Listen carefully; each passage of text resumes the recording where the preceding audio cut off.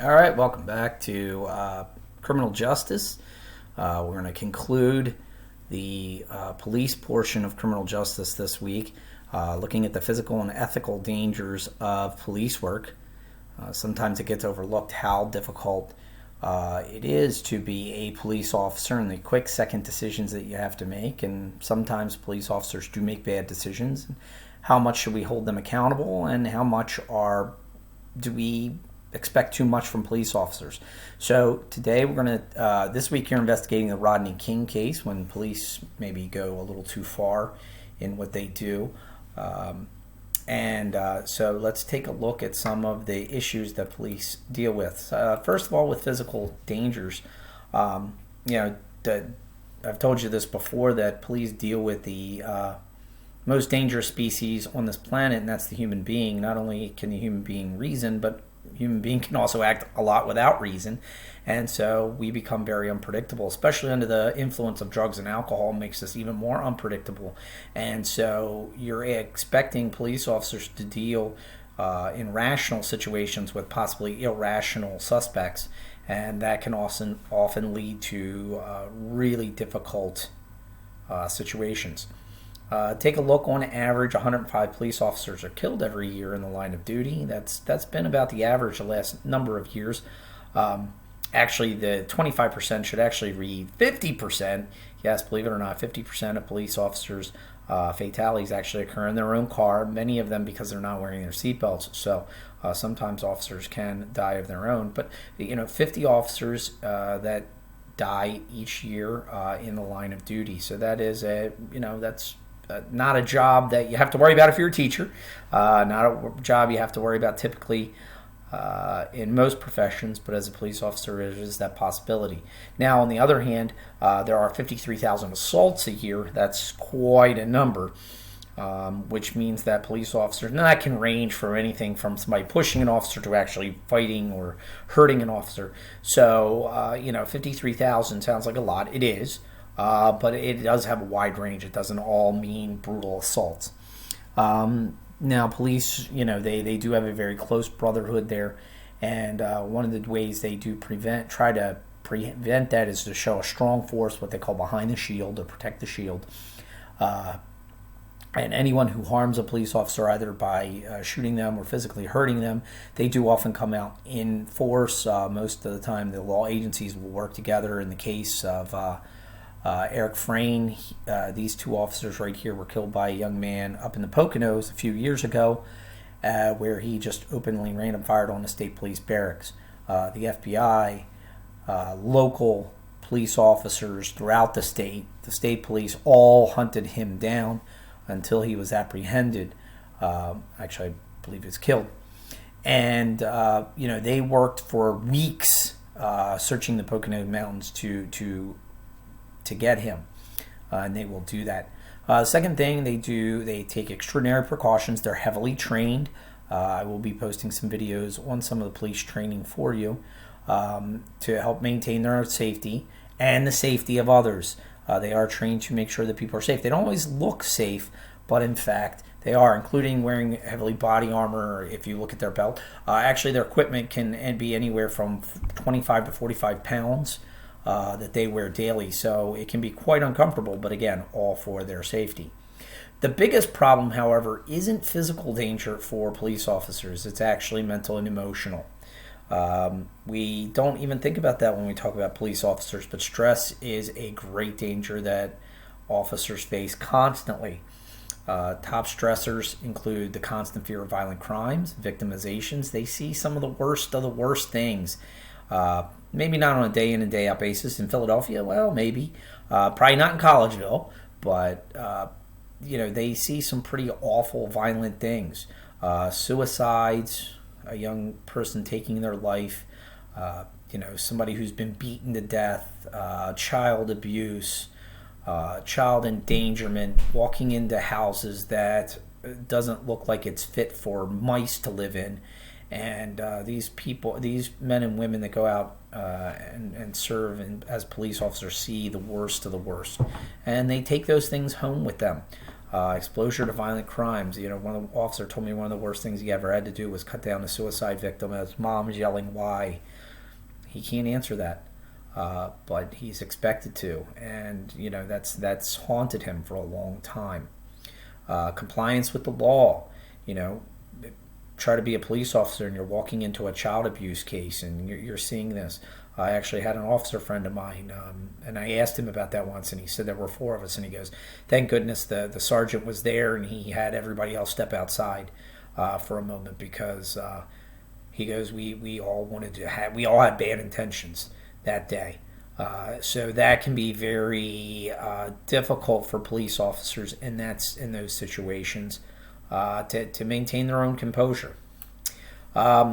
A lot of times you don't get community supports. Recently, we've had shootings with police. People become much more distrustful. Before Rodney King, the one I have you looking up this week, most people, I'd say 80% of people, believe that the police do a good job and totally supported the police community. That changed. That number dropped drastically after Rodney King. It dropped again to its lowest point, which is about 50% in the early 20 teens. And a lot of it was due to, police officers making bad choices. No matter what career any of you guys choose in the future, there are going to be people in your field that are going to make bad choices, and they're going to ruin it for everybody else. And in this case, you have over 600,000 policemen in America, and 5 or 6 made bad choices, and all of a sudden all of them are bad police officers, and that's just unfair. But they do not get the community support in a lot of different places. An article you guys didn't get a chance to read, but Time magazine followed 2 Philadelphia police officers, and they are trying to resuscitate somebody who had had respiratory failure, and they're giving them CPR, and somebody in the background's yelling, F you, leave them alone, you're hurting them. It's an unwinnable situation for police officers sometimes, and they definitely get the raw end of the deal. And then they get to court, and you have defense attorneys just ripping them apart, and that, of course, is what news reporters write down, because that's what makes the good news story, when the truth is the officer probably did everything correctly, and this is a defense attorney who's trying to find a way out for their client. And so that leads to negative media coverage. Why? Because when police officers do something badly, it sells. And I didn't get to really talk about this in the Trayvon Martin case, but at first, Trayvon Martin, nobody said anything. And then when it came out that they were not charging George Zimmerman with a crime, that's when all hell broke loose, and the media quickly reported it, and President Obama responded, and that's when they decided to charge George Zimmerman, was after the police said that they weren't going to. Why? Because the police knew that there wasn't enough evidence to give a crime, and in the end they were correct, but media brought that out. So those are some of the bigger ones, but other things, it is a limited career advancement. There's excessive paperwork. We've already talked about making sure all your paperwork is detailed. That can be difficult sometimes. They get paid on the lower, some people go, ooh, yeah, they could be at $65,000. Yeah, that's great, but you can get paid a lot more for other jobs. And that's on the higher end sometimes. Change of shifts. You work 2 weeks, 6 a to 6 p.m. and then for 2 weeks you'll work 6 p.m. to 6 a.m. So that change of shifts can cause a lack of sleep, and it can be for a very difficult time for officers to handle that. Now, after Rodney King, which of course you guys, I don't know if you've seen it yet by the time you've watched this, Rodney King brings about a whole new way that the police are going to police. With Rodney King, you saw police take it over the top. There was always rumors about the LA Police Department being racially biased and being very aggressive in their tactics. They are one of the first ones to have a taser. And I'll give you more of the opinions on that case next week. But in LAPD also quickly responded after the Rodney King incident with what they called a use of force matrix. In other words, police up to that point never had a guideline on how to exact keeping a person under control. And so what the LAPD came up with, and almost every police department these days follows almost a similar guideline, is what we call the use of force matrix, which you see here. And they have levels of how to approach a situation. And this use of force matrix is considered to be kind of the standard of what police departments use today. An officer's presence being there, number one. Most people don't commit crimes when the officer's there. You got some dumb criminals, but for the most part, that does not happen. Then you have verbal commands, the officer telling you what to do, and this is where the LAPD had a problem. They were trying to tell Rodney King to lay on the ground. Was Rodney King understanding them? That became a point of contention as to why the officers used the force that they did. Level 3 includes things what they call soft techniques, wrist locks. Again, we'll watch. I'll show you, give you a link to a YouTube video on wrist locks, different things like that to help convince somebody who doesn't necessarily want to come along or to obey commands to actually obey commands. 4 hard techniques. This is now it's jumped up a little bit. This is strikes, physical strikes. They used to use their now they have what they call an ASP. It looks like a little bit like this, and then it'll extend, and it's almost like a metal whip kind of action. It can cause some serious damage, and they're trained to do that. And then finally is level 5, which is of course deadly force, and the only time that they're are allowed to use that is, of course, if their life or someone else's life is in danger. Other than that, level 5 cannot be used. Has it been abused? Yes. But there's also been some harsh criticism against police when it has been used, when, in fact, an officer can make that argument that their life is in danger. So this is just kind of an example of some of these soft police techniques. Includes pepper spray. Unfortunately, pepper spray is hard to control, and once it gets to the air, it can affect the officer themselves, the other officers that are there.